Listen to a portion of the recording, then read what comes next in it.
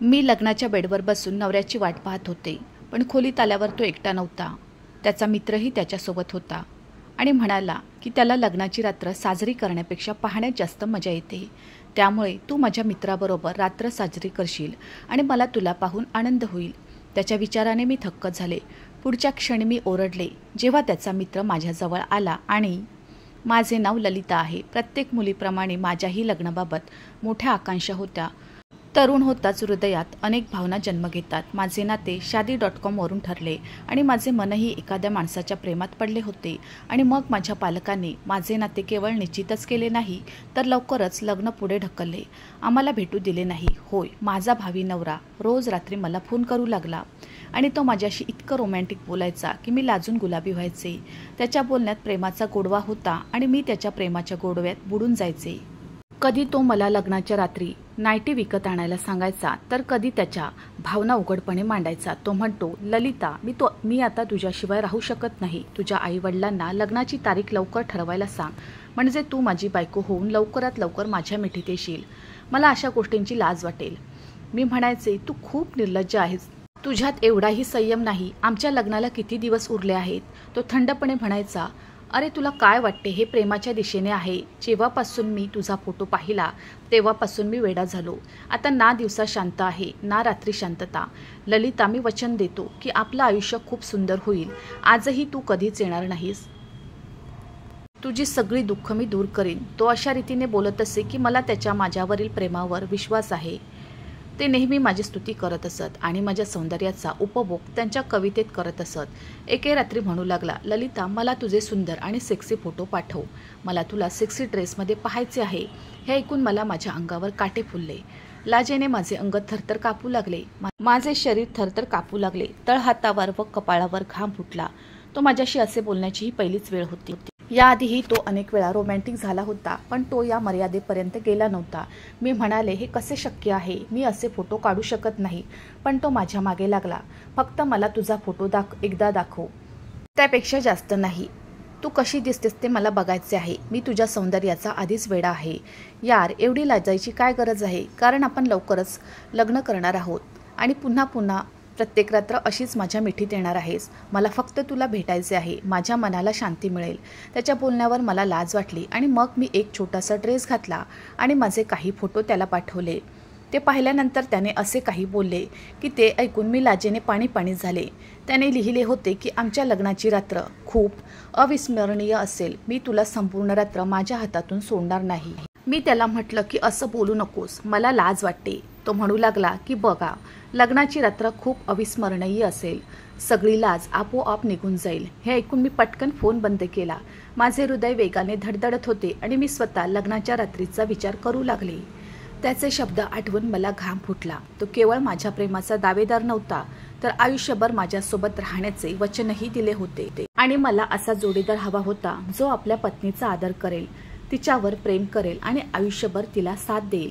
कारण मी अशा मुलीही पाहिल्या आहेत की ज्यांच्यावर लग्नाच्या नवीन दिवसात त्यांचा नवरा खूप प्रेम करतो, पण जसजसे दिवस जातात आणि ते मुलीतून स्त्री बनतात आणि मुले होतात, तसतसे त्यांच्यावरील पतीचे प्रेम कमी होत जाते. माझ्या प्रत्येक सुखदुःखात मला साथ देणारा एक खरा सोबती मिळावा म्हणून मी देवाकडे प्रार्थना केली होती. आता आम्ही जवळपास रोज रात्री बोलतो. अशा रीतीने तो माझ्याकडे काही ना काही फोटो मागायचा. मी पण त्याच्या प्रेमात मन हरवून बसले होते. मला त्याची थोडीशी नाराजीही सहन होत नव्हती आणि जर मी त्याला नकार दिला तर तो रागवायचा आणि मग तो दुसऱ्या दिवशी फोनही करत नाही. आणि थकल्यावर मी त्याला फोन करून माझ्या कृत्याबद्दल माफी मागायचे आणि मग त्याने सांगितल्याप्रमाणे करी. एके दिवशी तो म्हणाला, ललिता, तुझा फोन तुझ्या ओठाजवळ ठेव. मला तुला किस करायचे असेल तर. आता तू माझ्याकडे नाही, पण मला तुला अनुभवायचे आहे. त्याची विनंती ऐकून मला लाज वाटली, पण मी नकार दिल्याने तो चिडला आणि मला माझा मोबाईल ओठावर ठेवायला लावला. त्याने माझे चुंबन घेतले. माझ्या हृदयाची एक धडधड सुटली आणि मग तो असाच बोलत राहिला आणि लाजेचा पडदा काढून टाकत राहिला. लग्नाचा दिवस आला होता आणि मी निघून माझ्या सासरच्या घरी पोहोचले. सासूबाईंनी मला खोलीत बसवले. माझा नवरा त्यांचा एकुलता एक मुलगा होता. ती म्हणू लागली की आता मी औषधे घेऊन झोपणार आहे. माझा मुलगा थोड्याच वेळात तुझ्याकडे येईल. आणि मग तिने मला बसवले आणि निघून गेली. ती गेल्यावर मी खोलीकडे नीट नजर टाकली. ही खोली खूप सुंदर सजवली होती. माझा नवरा लग्नात खूप खुश असल्याचं दिसत होतं. सगळीकडे फुलांचा सुगंध दरवळत होता आणि लाल बेडशीटवरही फुलांचे ढीग होते. फुलांचा सुगंध आणि वातावरणातील थंडपणाने माझ्या भावना आणखी वाढल्या होत्या आणि आता मी माझ्या नवऱ्याची आतुरतेने वाट पाहत होते. मी बराच वेळ लग्नाच्या बेडवर बसले होते. माझे हृदय खूप वेगाने धडधडत होते. तो फोनवर खूप रोमॅन्टिक बोलत असे आणि मला समोर पाहून त्याची काय अवस्था होईल या विचाराने माझे मन धडधडत होते. पण माझा नवरा कुठे होता हे मला माहीत नाही. बेडवरून खाली उतरल्यावर मी ड्रेसिंग टेबल समोर उभी राहिले. जेव्हा मी स्वतःकडे पाहिले तेव्हा मी स्वतःच्या प्रेमात पडले. मी खूप सुंदर दिसत होती. आज तो खरोखर माझ्यासाठी वेडा होईल. माझा ब्लाऊज थोडा कमी करून मी माझे सौंदर्य आणखी वाढवले होते. मला पहिल्याच रात्री माझ्या नवऱ्याच्या हृदयात अशा प्रकारे प्रवेश करायचा होता की तो कायमचा माझा होईल. असो, मी माझी अशी सुंदर चित्रे अनेक वेळा पाठवली होती. त्यामुळे हे सर्व करताना मला फारशी लाज वाटली नाही आणि आता मी माझ्या बोटावर एक एक सेकंद मोजत होते. मिहीर आता माझ्या आईवडिलांचा आवडत असला तरी जेव्हा मी त्याचा फोटो पहिल्यांदा पाहिला तेव्हा मला तो लगेच आवडला. आमच्या कुटुंबात मुलगा आणि मुलगी यांची ओळख करून देण्याची प्रथा नव्हती. त्यामुळे मी फक्त माझ्या नवऱ्याचे चित्र बघत होते. होय, आम्ही रोज फोनवर बोलायचो. आम्ही एकमेकांचे फोटोही शेअर करायचो. फेऱ्यांमध्ये मी माझ्या पतीचा चेहरा थोडक्यात पाहिला होता आणि आता मी त्याची आतुरतेने वाट पाहत होते. माझ्या मैत्रिणींनी मला लग्नाच्या रात्रीबद्दल जे काही सांगितले ते माझ्या मनाला गुदगुदल्या करत होते. त्याचवेळी हृदयाच्या ठोक्यांमध्ये वादळ आले. थोडी भीतीही होती. लग्नाच्या रात्री काय होते हे कळल्यावर माझ्या भावना आणखीनच वाढल्या आणि मग तारुण्यही शिंगेला पोहोचले. अशा परिस्थितीत माझ्या पतीसोबत असणे ही माझ्यासाठी खूप भाग्याची गोष्ट होती आणि आज माझ्या आयुष्यातही ती रात्र आली होती जेव्हा ती व्यक्ती माझ्या आयुष्यात पूर्णपणे सामील होणार होती, जी माझी प्रेमगीते वाचायची. थोड्याच वेळाने खोलीचा दरवाजा उघडला म्हणून मी पटकन सावरले आणि बसले. पण त्यावेळी माझ्या आश्चर्याला पारावार उरला नव्हता. माझ्या पतीसह दुसरा मुलगाही खोलीत आला आणि आत येताच त्याने दरवाजा लावून घेतला. मी नर्वस होऊन माझ्या दिसण्याकडे लक्ष देताच मला लाज वाटली. माझे सौंदर्य पूर्णपणे उमटले होते. मी माझ्या पतीसाठी स्वतःला तयार केले होते आणि मला माहीत नाही की माझे पती लग्नाच्या रात्री त्याच्या खोलीत कोणाला घेऊन आले होते. मी पटकन माझा दुपट्टा काढला तेव्हा माझा नवरा हसायला लागला आणि म्हणाला, अरे तुला लपवायची काय गरज आहे? हा माझा मित्र विकास आहे. लाजायची गरज नाही. हा सुद्धा आमच्या नात्याचा एक भाग आहे.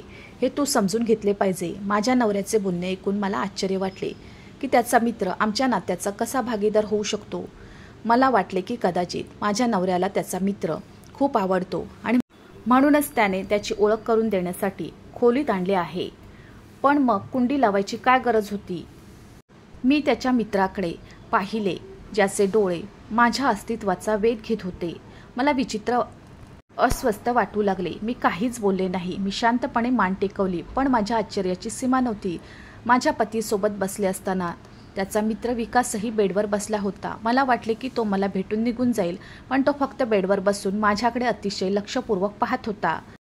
मित्रासमोर माझ्या नवऱ्याने माझ्यावरून माझा दुपट्टा काढला होता आणि माझ्या गालाला हात लावून तो म्हणाला की तू खूप सुंदर आहेस, पण लग्नाच्या रात्री तुझ्यासोबत मी नाही तर माझा मित्र साजरी करेल.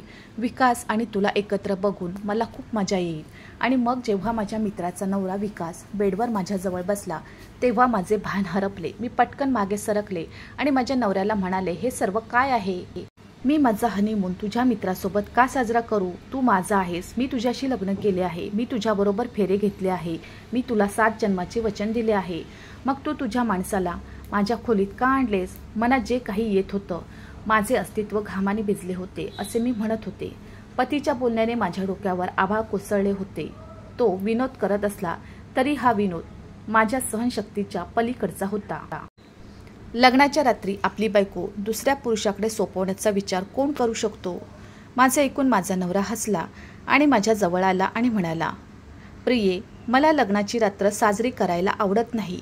हो, बघायला खूप मजा येते. मी माझ्या अनेक मित्रांच्या लग्नाच्या रात्री पाहिले आहे आणि आज मला माझ्या स्वतःच्या पत्नीच्या लग्नाची रात्र बघायची आहे. जेव्हा तू माझ्यासमोर माझ्या मित्राच्या मिठीत असशील तेव्हा माझ्यावर विश्वास ठेव. मला खूप आनंद मिळेल. तुझा आवाज, तुझे डोळे ऐकून मला समाधान वाटेल. असो, गेल्या 2 महिन्यापासून तू असेच बोलत आहेस. मग आता लाज वाटायची काय गरज आहे असे बोलून तो जोरात हसला आणि विकासला माझा वापर करण्याचा इशारा केला आणि मला असे वाटले की कोणीतरी माझ्या पायातून जीव काढून घेतला आहे. मी फक्त स्तब्ध झाले. मी ज्याच्याशी 2 महिने बोलले होते तो मिहीर आहे असे समजून तो मिहीर नसून त्याचा मित्र विकास होता आणि मी माझे सर्व सेक्सी फोटो फक्त त्याच्या मित्रालाच पाठवले होते. त्याने केलेले प्रेमाचे दावे मिहीरने नाही तर विकासने माझ्यावर केले होते. ज्याच्या जादुई शब्दांनी मी प्रेमात पडले तो मिहीर नसून विकास होता. हे एक वास्तव होते जे माझ्या लक्षात आले. माझ्या शेजारी बसलेल्या माझ्या नवऱ्याच्या मित्राकडे मी अश्रूंनी पाहिले. जो माझ्याकडे प्रेमळ नजरेने पाहत होता त्याच्या डोळ्यातील चमक मला नीट समजली. आज रात्री तो माझ्यासोबत काय करणार आहे या विचाराने त्याचे डोळे चमकत होते. ही गोष्ट माझ्यावर नशिबात होती पण माझ्या नवऱ्याने हे सर्व का केले? त्याने मला त्याच्या मित्राशी बोलायला का लावले आणि मी माझ्या प्रतिष्ठेचा त्याच्यासमोर खुलासा केला यावर त्याचा आक्षेप का नाही? मला काहीच समजत नव्हते. मिहीर खोली सोप्यावर बसला होता. तो विकासला म्हणाला, एवढी सुंदर मुलगी तुझ्यासमोर असताना आणि तू इतका वेळ वाट पाहतोस, ये आणि तुझी रात्र रंगीबेरंगी कर. हे सुंदर नजारे पाहून मलाही समाधान वाटेल. आणि मग अचानक माझ्या नवऱ्याचा मित्र विकास माझ्या जवळ आला. माझ्या घशातून एक जोरदार किंकाळी निघाली कारण त्याने माझ्या ब्लाऊजची तार त्याच्या दोन्ही हातांनी उघडली होती. माझ्या आईवडिलांना माझ्या लग्नाची खूप इच्छा होती पण माझे लग्न श्रीमंत कुटुंबात व्हावे आणि पूर्ण सेटल व्हावे अशी माझ्या आईची नेहमीच इच्छा होती. ती माझे संपूर्ण आयुष्य ऐशाआरामात घालवावे असे त्यांचे मत होते. खरे तर माझे वडील मध्यमवर्गीय कुटुंबातील होते. त्याने आयुष्यभर खूप कष्ट केले पण माझ्या आईला हवी असलेल्या सुखसोयी तो देऊ शकला नाही. माझ्या आईची मोठी स्वप्ने होती. तिला जगाचा विचार करायचा होता. इतर देशांना जायचे होते. मोठ्या हॉटेलमध्ये जेवायचे होते. ती अनेकदा आग्रह करत होती पण हे सगळं माझ्या वडिलांच्या कमाईत अशक्य होतं. म्हणून जेव्हा मी मोठी झाले तेव्हा माझी आई माझ्या मनात ही गोष्ट घालवू लागली की मी तुझे लग्न एका श्रीमंत माणसाशी करून देईन. मीही मनात विचार करू लागले होते की मी नववधू म्हणून कुठल्या तरी मोठ्या बंगल्यात जाईन. माझे वडील अनेकदा आईला समजावत असत की मोठे घर असण्याने काही फरक पडत नाही. माणूस चांगला असणं महत्त्वाचं आहे. पण माझ्या आईला या सगळ्या गोष्टी जुन्या वाटत होत्या. माझ्या वडिलांना असे सांगून ती नेहमी गप्प करायची की तुम्ही ते मला देऊ शकला नाही. अशी तळमळ मला माझ्या मुलीला द्यायची नाही. तू माझी इच्छाही पूर्ण केली नाहीस म्हणूनच अशा गोष्टी बोलत तू माझी खिल्ली उडवतोस. पण पैसा किती महत्त्वाचा आहे हे मला माहीत आहे. मी माझ्या ललिताचं लग्न कुठल्या तरी वाड्यात करेन आणि मग माझ्या आईने शादी.com माझे लग्न ठरवले. मी देखील सुंदर आणि तरुण होते आणि म्हणूनच नाते पाहण्याची प्रक्रिया सुरू झाली. मिहीरचे आई वडील खूप श्रीमंत होते. तो त्याच्या आईवडिलांचा एकुलता एक मुलगा होता. त्याचे चित्र पाहून मी स्वतः त्याच्या प्रेमात पडले कारण तो खूप देखणा होता. पण माझ्या वडिलांचा या नात्यावर मोठा आक्षेप होता. तो मुलगा फार शिकलेला नसून आईवडिलांच्या पैशावर उपभोग घेत असे तो म्हणाला. उद्या आईवडिलांना काही झाले तर आमच्या मुलीच्या भविष्याचे काय होणार? पण माझी आई म्हणायची की ज्या मुलाकडे एवढी संपत्ती आहे ती इतकी आहे तो मुलगा आपल्या भविष्याची काळजी का करेल? त्याचे आईवडील नसले तरीही त्याचा तोल त्याच्याकडेच राहील. त्याच्या आईवडिलांचा व्यवसाय असेल आणि जेव्हा मुलांवर जबाबदारी दिली जाते तेव्हा ते व्यवसाय देखील सांभाळतात. माझ्या आईने स्वतः माझ्या वडिलांना मिहीरबद्दल स्पष्टीकरण द्यायला सुरुवात केली. माझ्या वडिलांना माहीत होते की आता ते माझ्या आईला इच्छा असूनही रोखू शकत नाही. म्हणून वडिलांनीही गप्प राहून पराभव स्वीकारला आणि मग माझे आणि मिहीरचे नाते पक्के झाले. माझ्या सासूने मौल्यवान दागिने आणि इतर महागड्या वस्तूंचा ढीग केला होता. माझ्या सासरच्या मंडळीकडून एकामागून एक गोष्टी येत होत्या. त्यांनी हुंडा नको असंही सांगितलं. मिहीर हा त्यांच्या आईवडिलांचा एकुलता एक मुलगा होता त्यामुळे त्यांना प्रत्येक गोष्ट त्याच्या मनाप्रमाणे करायची होती आणि माझी आई देखील खूप खुश होती. आमच्या मुलीचे सासरचे लोक एक पैसाही हुंडा घ्यायला तयार नाहीत असे तिने माझ्या वडिलांकडे तसेच कुटुंबातील सर्व सदस्यांना सांगितले होते. माझ्या नशिबावर सर्वांनाच आश्चर्य वाटले कारण ते हुंड्यासाठीचे भांडण होते. मुलगी जन्माला येताच आईवडील हुंड्यासाठी पैसे साठवू लागतात आणि तरीही सासरच्या लोकांना आनंद होत नाही. तर माझे सासरचे लोक मला हुंडा न घेता स्वीकारायला तयार होते आणि नंतर 2 महिन्यात माझ्या लग्नाची तारीखही पक्की झाली. मग मला एका रॉंग क्रमांकावरून फोन आला आणि मग मला कळले की तो माझा भावी नवरा आहे. आमच्यात बोलणे सुरू झाले होते कारण आम्ही लवकरात लवकर लग्न करणार होतो. त्यामुळे शर्मोहयाचे सगळे पडदे हटवताना मिहीरने माझ्याकडे माझे अनेक सेक्सी फोटोही पाठवले होते आणि मीही त्याला विश्वासात घेऊन माझे खूप सेक्सी फोटो पाठवले होते. आणि मग तसाच लग्नाचा दिवस आला. माझ्या लग्नात जमलेले माझ्या मैत्रिणी लग्नाच्या रात्रीच्या अशा गोष्टी माझ्या कानात कुजबुजत होते की मला लाजेने डोके वर काढणे कठीण झाले होते. मी माझ्या मैत्रिणींना असे बोलू नकोस, मला भीती वाटते असे सांगितले. ती म्हणू लागली की माझा जिजू खूप देखणा आहे आणि उंचही आहे, तू पातळ आणि नाजूक आहेस, बघ तू किती लवकर त्याच्यासमोर हरशील. असं असलं तरी पुरुष लग्नाच्या पहिल्या रात्री स्त्रीवर खूप नियंत्रण ठेवतात जेणेकरून ती आयुष्यभर तिच्या नवऱ्याच्या अधीन राहते. मिहीर देखील त्याच प्रकारे तुझ्यावर नियंत्रण ठेवेल आणि जर तूही शर्मेने लाल होत असशील तर तुझी सर्व लाज दूर जाईल. माझ्या मैत्रिणीचे बोलणे ऐकून मी आणखीनच लाजाळू झाले आणि ते सर्व मोठ्याने हसले. आणि जेव्हा निरोपाची वेळ आली तेव्हा मी माझ्या आईला मिठी मारली आणि खूप रडले. पहिल्यांदाच मी माझ्या आईपासून विभक्त होत होते. माझ्या आईने मला खूप आशीर्वाद दिले आणि मी मोठ्या थाटामाटात निरोप घेतला आणि माझ्या सासरच्या घरी पोहोचले. पण माझ्या आयुष्यातील सर्वात वाईट टप्पा सुरू झाला जेव्हा मला माझ्या पतीच्या ऐवजी त्याचा मित्र विकाससोबत लग्नाची रात्र साजरी करावी लागेल. लग्नाच्या रात्री माझ्या पतीने केवळ त्याच्या मित्राला खोलीत आणले नाही तर त्याच्या मित्राला सांगितले की तो माझा वापर करू शकतो आणि माझा नवरा समोर बसून पाहू शकतो. तो हा शो पाहणार असल्याचे त्याने स्पष्टपणे सांगितले होते की तो हनीमून साजरा करण्यापेक्षा त्याला पाहण्यातच मजा येते आणि त्याला रात्रभर आमच्या नात्याचा आनंद घ्यायचा आहे. मी 2 महिने ज्याच्याशी बोलले होते तो माणूस सुद्धा विकासच होता. आणि मग जसजसा त्याचा मित्र माझ्याजवळ आला आणि माझ्या ब्लाऊजची कॉर्डिंग उघडू लागला तेव्हा अचानक मिहीरने मोबाईल काढला आणि व्हिडिओ बनवायला सुरुवात केली. माझ्या अवस्थेतून आरडाओरडा झाला. मी विकासला जोरात धक्का दिला आणि पटकन खोलीतून पळ काढला. हे सर्व इतकं अचानक घडलं की मिहीर आणि त्याचा मित्र मला थांबू शकले नाही. खाली पडून मी माझ्या सासूबाईंच्या खोलीत दारात पोचले आणि जोरात दार वाजवू लागले. माझ्या सासूबाईंनी दार उघडले तेव्हा मला अस्वस्थ अवस्थेत पाहून तिने विचारले काय झाले. मी रडत रडत तिला सगळं सांगितलं. तेव्हा ती पण मिहीरकडे रागाने बघू लागली आणि म्हणाली, तुला लाज वाटत नाही का, जो आपल्या बायकोसोबत असं वागतो. मिहीर रागाने म्हणाला, आई आमच्या विषयात अडकू नकोस, ती माझी पत्नी आहे, मी तिच्याबरोबर मला पाहिजे ते करू शकतो, तू जा आणि झोप. मिहीरने माझा हात धरून मला विकासच्या पायावर फेकले आणि आईला कडक शब्दात सांगितले की ती मध्ये आली तर बरे होणार नाही. माझ्या सासूबाईंना मी मदत मागताना पाहिलं पण ती आपल्या एकुलत्या एका मुलासमोर हतबल होऊन उभी होती. माझ्या नवऱ्याने पिस्तूल काढून डोक्यावर ठेवलं होतं आणि असं काही बोलला होता की आकाश माझ्या डोक्यावर पडले होते. तो म्हणू लागला की मी नामर्द आहे. जर मी आज रात्री तिला माझ्या मित्राकडे सोपवले नाही तर माझे संपूर्ण सत्य जगासमोर येईल. माझ्या मित्राने तिला गरोदर करावे आणि एका मुलाची आई व्हावी अशी माझी इच्छा आहे जेणेकरून ती आयुष्यभर इथेच राहू शकेल आणि कोणालाही काहीही कळणार नाही. माझ्यात काय कमी आहे आई, तुला चांगलंच माहीत आहे की मी कोणत्याही स्त्रीच्या लायक नाही. मुलाचे बोलणे ऐकून माझ्या सासूबाईंनी डोके टेकवले होते तर माझ्या नवऱ्याची दुर्बलता ऐकून मी अवाकपणे उभी राहिली होती. आणि लाजिरवाणी गोष्ट म्हणजे माझ्या सासूलाही त्याबद्दल सर्व काही माहीत होते. पण जगाला दाखवून देण्यासाठी तिने मला तिच्या नामर्द मुलाशी लग्नाच्या बंधनात बांधले होते जेणेकरून आपल्या मुलावर कोणी संशय घेऊ नये. आणि आता त्याच्या मुलाला मला स्वतःला माणूस म्हणून सिद्ध करण्यासाठी मूल हवे होते आणि तेही विकासचे. मी विकास समोर हात जोडून म्हणाले की मी चांगल्या घरातील मुलगी आहे, मी हे पाप करू शकत नाही, मला माफ कर. विकासने माझ्याकडे फक्त एक नजर टाकली आणि नंतर मला माझ्या हाताने उचलून खोलीत ओढले आणि खोलीचा दरवाजा देखील लॉक केला. त्याने मिहीरलाही आत येऊ दिले नाही. त्याने मिहीरला स्पष्ट सांगितले की तू माझा मित्र आहेस त्यामुळे मी तुला मदत करत आहे. मी तुझ्या पत्नीशी संबंध ठेवीन आणि तिला गर्भवती देखील करेन, पण मला हे काम एकट्याने करायचे आहे आणि तू निश्चित राहा, मी लवकरच तुझ्या बायकोला एकट्याने नियंत्रित करीन. असे म्हणत त्याने मला खोलीत आणले. मी बेडवर बसून रडायला लागले. मला पळून जाण्याचा कोणताही मार्ग दिसत नव्हता. विकास माझ्याजवळ आल्यावर मी माझे शरीर माझ्या हाताने झाकले. मी लाजेने रडू लागले. मी माझ्या पतीच्या मित्राला माझे शरीर आधीच दाखवले आहे या विचाराने मला स्वतःचाच किळस येत होता.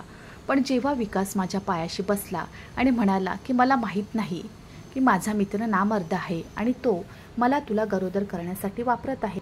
खरं तर मला पैशाची गरज होती. माझी आई खूप आजारी आहे म्हणूनच मी मिहीरला होकार दिला. त्याने मला तुझ्याशी बोलण्यास सांगितले की जेव्हा तू माझ्या भावी पत्नीशी बोलशील तेव्हा तुला तिच्याबद्दल भावना निर्माण होतील आणि मग लग्नाच्या रात्री तुझे नाते चांगले होईल आणि मला अधिक आनंद मिळेल. मला या कामाचा मोबदला मिळाला म्हणून मी तुझ्याशी बोलू लागलो. पण माझ्यावर विश्वास ठेव. तुझ्याशी बोलत असताना मी तुझ्या प्रेमात पडलो. मी तुझ्यासोबत हनीमून साजरा करावा आणि त्या बदल्यात तो मला 50,000 रुपये म्हणून देईल अशी त्याची इच्छा होती. लग्नाची रात्र साजरी करण्यापेक्षा त्याला प्रेक्षणीय स्थळ पाहण्यात जास्त रस आहे हे त्याने मला सांगितले होते आणि मी त्याच्यावर विश्वास ठेवला होता. मी काही वाईट माणूस नाही, पण परिस्थितीने मला हे चुकीचे कृत्य मान्य करायला भाग पाडले आणि सत्य हे आहे की मी स्वतः तुझ्या प्रेमात पडलो होतो. तुझ्या बोलण्यात खूप निरागसता होती. तू खूप निरागस होती. डोळे मिटून माझ्यावर विश्वास ठेवायची. मी सांगितलेल्या प्रत्येक गोष्टीवर तू विश्वास ठेवलास आणि आज मी तुझा तो विश्वास तोडला आहे. शक्य असल्यास मला माफ कर. विकास माझ्या पायाशी बसून माझी माफी मागत होता आणि मला आश्चर्य वाटले की तोही माझ्यासारखाच असहाय्य आहे. मी त्याला म्हणाले, माझा असा वापर करू नकोस. मी मिहीरची बायको आहे आणि तुला 50,000 रुपये हवे असतील तर मी आत्ताच देईन. आईने दिलेली सोन्याची चेन मी पटकन गळ्यातील काढून विकासच्या हातावर ठेवली. तो पूर्णपणे खजील झाला आणि म्हणाला, मी हे घेऊ शकत नाही. मी विकासला म्हणाले की हे मी तुला स्वेच्छेने देत आहे. मला इथून कसे तरी बाहेर काढ. त्याला प्रत्येक मार्ग माहीत होता म्हणून त्याने मला या खोलीच्या मागील दारातून बाहेर आणले आणि नंतर तो मला माझ्या घरी घेऊन गेला आणि माझी माफीही मागितली. खरं तर तो माझ्यावर प्रेम करू लागला होता म्हणून माझ्या अश्रूंनी त्याला दाखवले की त्याने त्याच्या मित्राच्या विरोधात जाऊन मला मदत केली. मी माझ्या आईवडिलांना संपूर्ण हकीकत सांगितली आणि माझ्या वडिलांकडून 50,000 रुपये घेतले आणि विकासला कर्ज म्हणून दिले, कारण तो माझी सोनसाखळी घेण्यास तयार नव्हता. त्याने लवकरच पैसे परत करून असे आश्वासन दिले. माझ्या नाशामुळे माझे वडील इतके दुःखी झाले होते की मी लग्नाच्या रात्रीच परत आले तर माझ्या आईला अजूनही विश्वास बसत नव्हता की मी असे काही करू शकते. माझी आई अजूनही मिहीरच्या मालमत्तेवर लक्ष ठेवत होती. तेव्हा माझे वडील पहिल्यांदाच माझ्या आईशी कठोर झाले आणि म्हणाले की हे सर्व तुझ्या वासनेमुळे घडले. लोभापोटी तू माझ्या एकुलत्या एक मुलीला बर्बाद केलेस. दुसऱ्याच दिवशी माझ्या वडिलांनी पोलिसात FIR दाखल केला नाही तर घटस्फोटाची नोटीसही पाठवली. आधी मिहीरने मला घटस्फोट देण्यास नकार दिला, पण नंतर आपला नामर्द स्वभाव उघड होईल अशी भीती वाटल्याने त्याने मला घटस्फोट दिला. संपूर्ण कुटुंबात खूप बदनामी झाली. मला स्वतःला खूप लाज वाटली. कोणतीही चूक नसताना सर्वजण माझ्याकडे विचित्र नजरेने पाहत होते आणि त्यानंतर 2 महिन्यांनी विकास जेव्हा पैसे परत करायला आला तेव्हा त्याने माझ्याशी लग्न करण्याबाबत बोलले. त्याला चांगली नोकरी मिळाली होती त्यामुळे तो पैसे परत करू शकला आणि आता त्याला स्वतःचे घर सेटल करायचे होते. माझ्या वडिलांनी विकासचा चांगुलपणा पाहिला होता म्हणूनच त्यांनी साधेपणाने विकासशी माझे लग्न लावून दिले. विकासने हुंड्याच्या नावावर 1 पैसाही घेतला नाही. त्याची खूप मागणी होती. लग्नानंतर मी आता फुलांनी सजवलेल्या विकासच्या बेडवर बसले होते आणि काही वेळाने तो रूममध्ये आला. त्याने मला लग्नाची अंगठी घालायला लावली होती. माझे हात धरून त्याच्या प्रेमाचा शिक्का मारत त्याने मला वचन दिले की ललिता, मी आजवर तुला दिलेली सर्व वचने पूर्ण करेन. आता मी ते सर्व पूर्ण करेन आणि तुला इतके प्रेम देईन की तू त्या प्रेमासाठी कमी पडशील. आधीपासून असलेले प्रेम माझ्या हृदयात वाढू लागले होते.